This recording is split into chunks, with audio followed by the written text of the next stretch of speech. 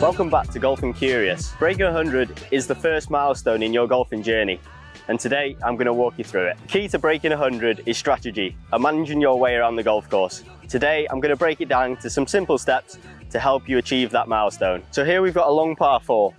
Most people in this situation would just go for their driver, but unfortunately driver on this hole is going to bring in trouble on the right in the trees, and it's going to bring the bunker into play on the left.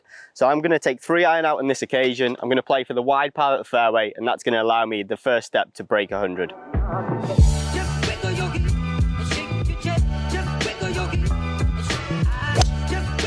It's really important that we plan our tee shots. For me, we're looking to find the widest part of the fairway, and to do that we've got to choose a reliable club.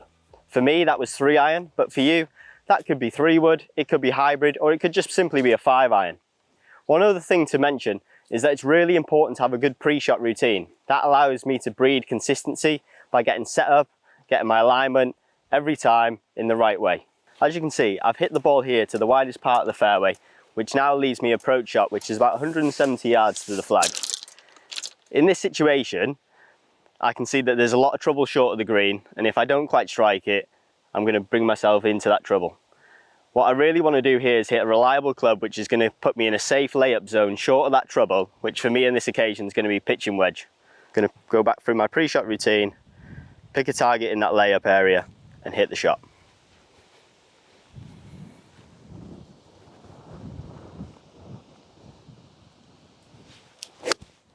It's really important that we break our round down into smaller sections.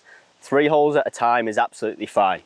This is going to be really crucial to staying relaxed. We all hit poor shots, but it's really important that we don't get carried away with our emotions in these situations. This comes back to our pre-shot routine. Having a really solid pre-shot routine is going to enable us to stay relaxed and keep working our way through breaking 100. Part of our pre-shot routine is making sure that our alignment is good. If we can walk and talk our way into the golf ball on every occasion the same way, it's going to be really crucial to go in step by step, addressing the ball and having really good alignment. Having a pre-shot routine is not only going to be important to help make you stay relaxed during the round, but it's going to be really important for my aim and my alignment. Here I'm just going to talk you through a really simple process to help that. So step 1, I would just have a couple of practice swings, just trying to get a feel for the shot depending on what I'm going to play in this situation. Number 2, I'm going to pick an intermediate target, which is a little spot just a few inches in front of the golf ball to help me align my club face. Placing my feet together, I'm then going to open them parallel to the target to make sure that my body alignment of my feet, my hips, my shoulders and the club are all pointing in the right direction. So now we're just going to play some simple shots into the green. I'm going to show you how to play a low, a medium and a high shot. The low one first, I'm just going to take my 8-iron. From here, I'm going to go back through my pre-shot to routine to make sure that my face aim and my alignment's good. I'm going to pick a spot to land the ball just short of the green with a simple putting stroke action and get the ball running onto the green, which is our safest shot.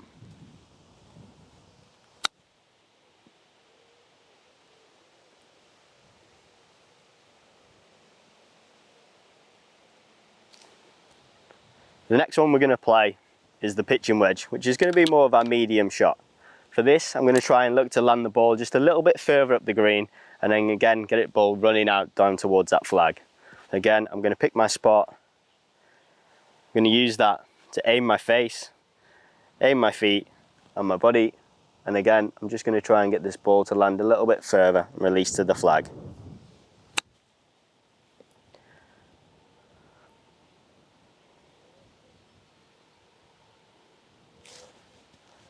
And the next shot is going to be my sand wedge, which is going to be the high flight. This one I'm going to look to land on the green, maybe 3-4 yards on there. And then again, because it's a downhill slope down to that pin, the ball's going to release out. I'm going to choose my spot.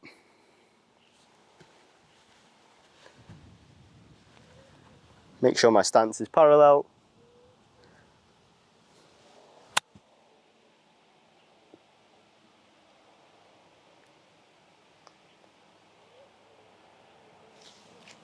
And approach onto the green. A lot of people find it really difficult to get out of a bunker. I'm not going to cover it today because we've got a really good masterclass up here to help you get out every time. So we find ourselves on the putting green. 3 putting is not the end of the world when it comes to breaking 100, but 4, 5 putts, that's really not good for us. The key to having fewer putts is to really manage our distance. Now there's a variety of things that we can do in this occasion. Number one is what we're going to do is we're going to walk our putt. We're going to look for any slopes. We're going to try and find and get a feel for the distance of the putt. And we're really going to start to see where we want to leave the ball for the next putt.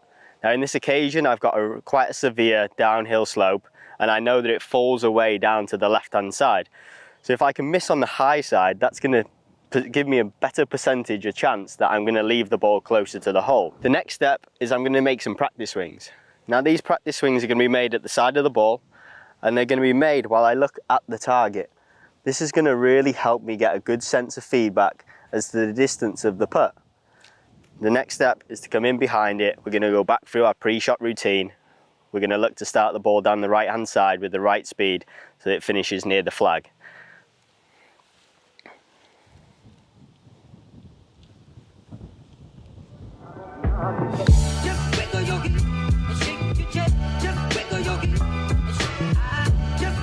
So just to give you a recap on breaking 100.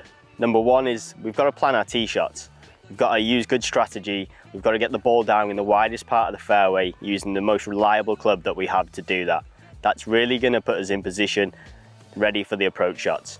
If we need to pick a target, let's pick a target that's really specific. Aim small, miss small has always been our rule of thumb. When it comes to approach play, it's really important that we don't just get the club out that's going to make us feel like we can go for the green. Let's think about the trouble. Let's think about what clubs are going to be our most reliable, and let's play to those layup areas. That's going to really help us stick to our strategy and attack breaking 100. And our final point in there was about putting. Let's walk the green. Let's figure it out. Let's try and find a way that we can get the ball closer to the hole in fewer putts. Whether that's through our practice strokes, whether that's through practicing our speed control on the putting green, it's really, really important that if we want to avoid those 4 or 5 putts, that we have really, really good speed control. And finally, don't forget to get down to the range. I'm not talking every day, but a little bit of practice now and again is really going to help eradicate a few bogeys, make a few more pars, and help you break that milestone and finally break 100. Don't forget to like, subscribe, and if you've enjoyed this video, just pop a comment down below.